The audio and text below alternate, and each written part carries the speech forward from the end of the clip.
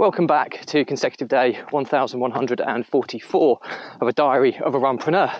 And today's topic is systemising my business whilst on holiday. So remember to give this a subscribe, share, like and comment, as the more people we get in front of, the more money we raise on my fundraising mission to save the lives of children by attempting the ultimate ultramarathon. All the information about the challenge and how you can get involved is in the link in the comments below. Thank you as always. Let's get started.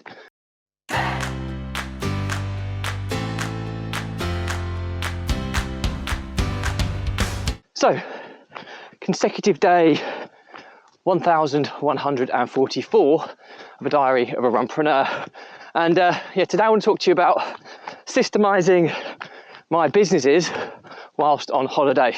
So, reason for the topic is today I've been spending the lion's share of the day setting things up for my team to undertake some pretty scary and precarious systemisation projects whilst I'm going to be departing for summer holidays.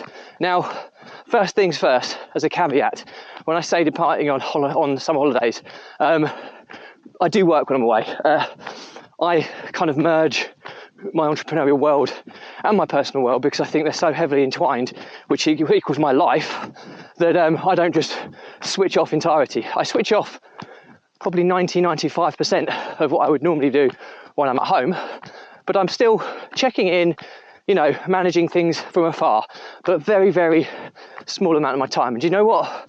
That's absolutely fine. It's my life, because people that say, oh yeah, I spend my life traveling the world and earning without having to keep an eye on things are lying. You have to always keep your eye on things in entrepreneurship. So I think I've spoke quite long and hard about this massive operating software transition. We've gone from Asana through to Airtable, and it's not been without its challenges. But I think the biggest challenge I've faced is just the size of the project and setting everything up, getting all the data accurate, getting all the reports in place. It's just gargantuan in terms of how much work's involved in it. And I think I've come up with a solution now, because I've spent most of today working out ways that I can delegate each of these, break this whole massive challenge down into smaller chunks, and I can delegate it out to my team of experts who, to be quite frank, are better at this than me. So what I've managed to do is I've managed to create a pretty simple step-by-step checklist for how we set up a whole new kind of process or pipeline within our business or businesses. And to be quite frank, what I do is I create this checklist for my kind of systems and processes expert, who will manage the whole kind of process. And how we do it is, it starts by me just creating a list of key checkpoints within the process. So what happens in the process? We start, finish. Where's the starting point? Where's the end point? And the main steps within the middle. I then talk through my systems and processes expert. The first thing she will do is turn that into a process map. Process map is far more visual.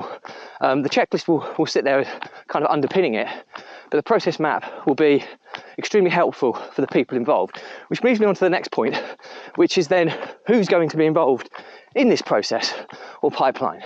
And that's where we identify the roles of people within the different businesses and with the different departments within their business. And it's really important you identify the right people, because they'll be the people that will be owning the KPIs, which I'll come on to in a second. So once you've identified the key people, you've got the process map, you've identified the key people, you then have this process map built out in your operating system. In our instance, it's going to be Airtable. So it's how we update the tables, the interfaces, to show us what we need to see and how we can progress the pipeline. So once we've built the pipeline or the process within our operating system, we then apply automation to it. Now, automations are going to take out human intervention wherever possible. So i.e., when something happens, a trigger happens, what is the resulting action? So it could be, an example could be that we have a new investor submit an inquiry form.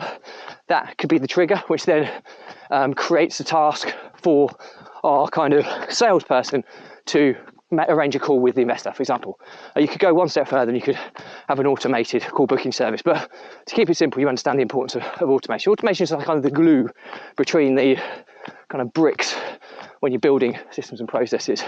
So once you've got the automations in place, you then implement the whole process, okay? So, well, sorry, you don't implement the whole process. You then identify the KPIs. So what are the reports going to be, what are the data going to be kicked out of this new process or pipeline? And how is that going to be displayed within our operating system? So that's the next stage that then gets set up. We then implement, and it's always going to have teething issues.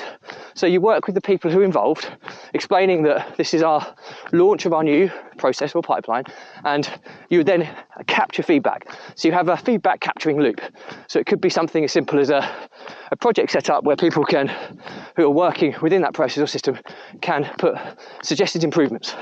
And then the person who's managing the build then takes the feedback, goes through it, and then iterates and optimizes the process on a continual improvement basis. And that feedback loop is always important because it's what keeps your process and system being built. The final stage is that you then have your SOPs created. So standardized operating procedures, documented.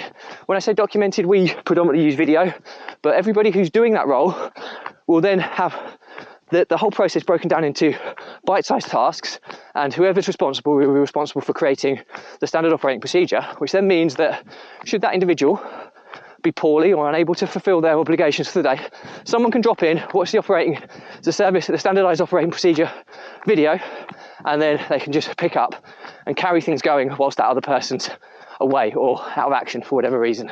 So those steps in their entirety all stem from me creating a simple checklist, first and foremost iterating how these builds are happening. So it took me a while to kind of work that process out, and I'll have to tweak and iterate it as we go.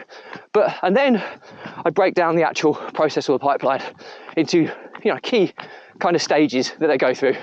I explain who's going to be responsible, and I then pass it over to my systems and processes expert who will be building these out. And she has an understudy that she's training up to cover for her in these builds. So there's 2 people now in the team whose sole focus are on building systems and processes for me. So what I've been doing whilst I'm away, all of the different sections in the businesses, I have filled out these checklists and I've assigned them out to my systems and processes expert, who will then be working on these whilst I'm away. I'm away in Ireland next week. I'm then away in Germany the week after. I then have a week at home before I'm off to Cyprus for 2 weeks. That's 4 out of 5 weeks I'm away. And my intention is to come home whilst keeping on top of things whilst I'm away, but to have the business processes fully done and in operation.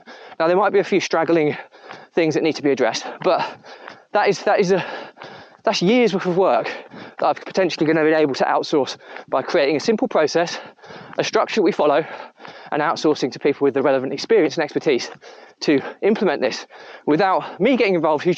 I'm pretty good at it, but I'm certainly not an expert. So that's why I let the experts do their thing, and I can just manage from afar. And hopefully when I come back, I'll have my dashboards finished with all of the data that I need to see how my business is performing, which will then take me into kind of Q4 of this year, and I'll be in a really, really good place to end the year in an incredibly strong position. So so my learnings from my diary for today are, don't be a jack of all trades and a master of none. So I understand that I have people in place predominantly for this role. So I'm taking a back step. I'm giving them the scope of what I need created in a very structured and logical order. And then I'm allowing my team of experts to do what they do best without me getting in the way. And I think the more people that start to learn to outsource projects rather than individual tasks where they're micromanaging are the ones that take the next step to success in the world of entrepreneurship. So I hope you find that useful. Any questions or comments, drop me a line. I'll respond to everyone Remember to give this a subscribe, share, like and comment, as the more people we get in front of, the more money we raise on my fundraising mission to save the lives of children by attempting the ultimate ultra marathon. All the information about the challenge, how you can get involved, in the link in the comments below. Thank you as always, stay positive, stay happy, and I'll see you again tomorrow.